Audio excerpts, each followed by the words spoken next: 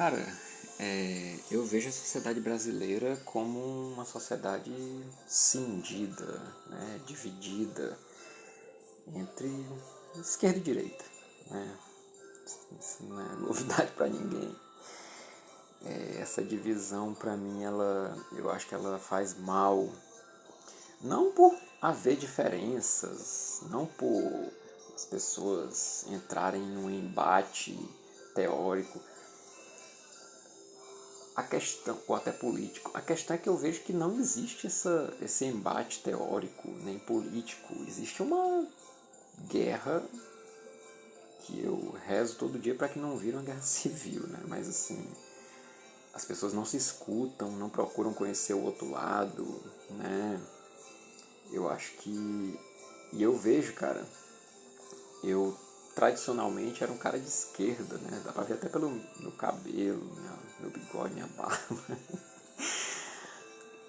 E hoje em dia eu não sei se eu me autodeclaro de direita, porque, na verdade, já na época que eu era de esquerda também, eu olhava assim, eu fiquei um tempo aí assim, não, cara, eu não vou me autodeclarar de esquerda, não.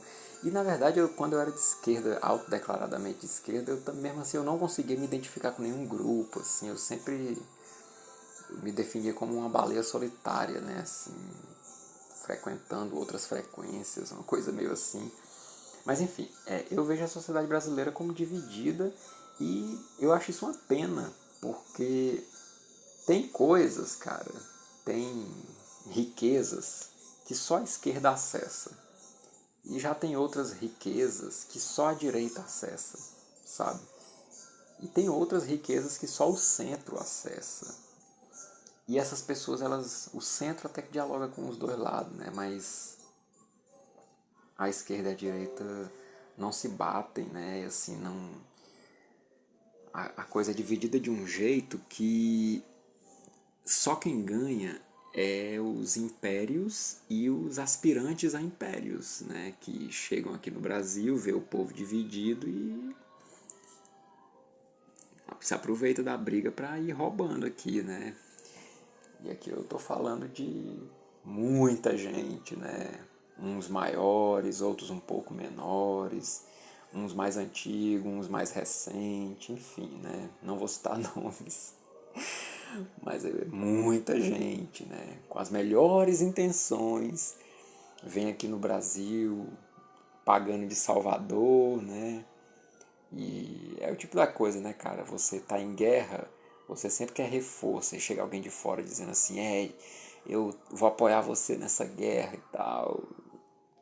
Então, cara, é uma armadilha que a gente tem caído, né? Essa de ficar guerreando dentro, né? Esquerda versus direita, isso versus aquilo, coisa e tal. E incapacidade de perceber, né, que o outro lado tem algo a oferecer, são pessoas também que não enxergam algo que a gente enxerga, mas às vezes a gente também não enxerga algo que o outro lado está enxergando, né?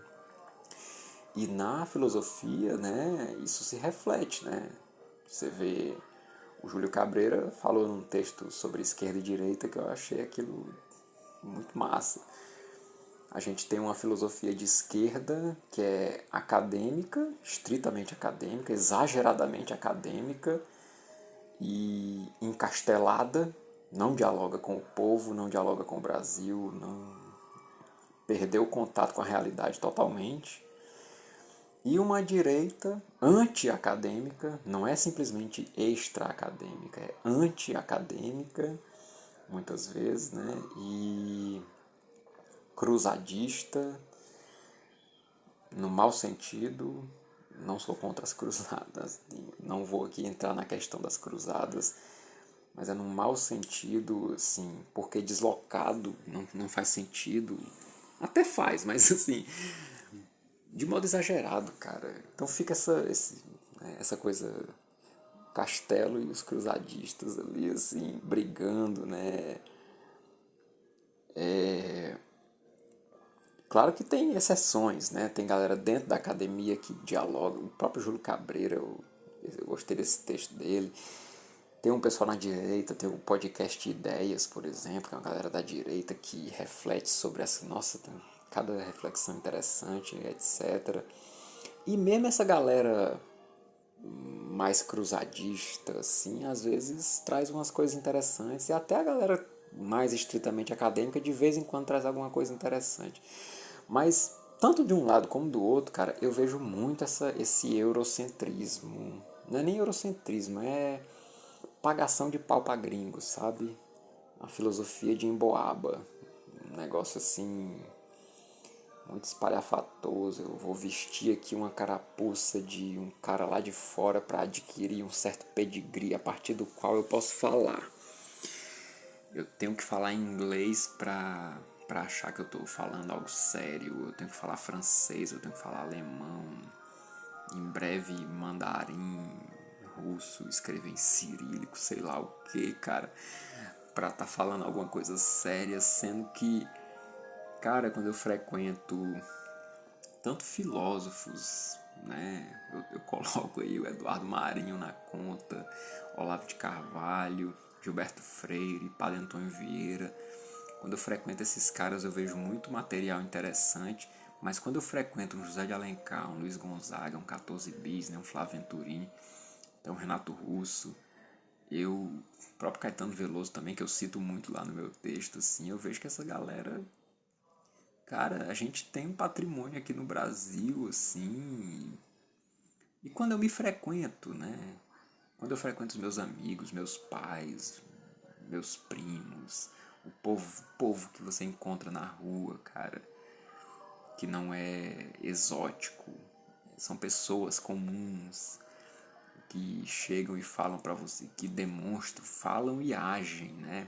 Para Antônio Vieira tem um sermão que ele fala, né? Quanto uma ação é mais importante do que uma palavra, né? É um patrimônio, cara, e que eu vejo que a galera não valoriza, tá sempre olhando lá para fora, procurando, não sei o quê. E essa guerra interna, né? Então eu acho uma pena. Eu acho que a gente devia olhar mais para a nossa própria realidade, olhar mais para o nosso umbigo, para o nosso rabo, sabe? Ter uma pulga atrás da orelha, coçar essa pulga e prestar atenção nela, assim, tentar desvendar esses mistérios e ficar vivendo menos de empréstimo, né? Tem uma das citações que eu coloquei no meu texto de epígrafe é do Araripe Júnior, lá no século XIX, né? Falando que a população das capitais está sempre vivendo uma vida de empréstimo, acompanhando a reboque as revoluções entre aspas, que acontecem lá em Paris, né? Pra que isso, cara? Pra que isso, né? A vida está acontecendo diante dos nossos olhos e nós estamos amarrados num monte de conceito, num monte de sistema categorial que alguém bolou dentro de um gabinete, sei lá do que, sei lá onde, né? E nisso a gente se perde o nosso dia a dia, perde a nossa vida, perde a amizade, perde família, perde o país, perde tudo, cara. Perde a capacidade de filosofar também.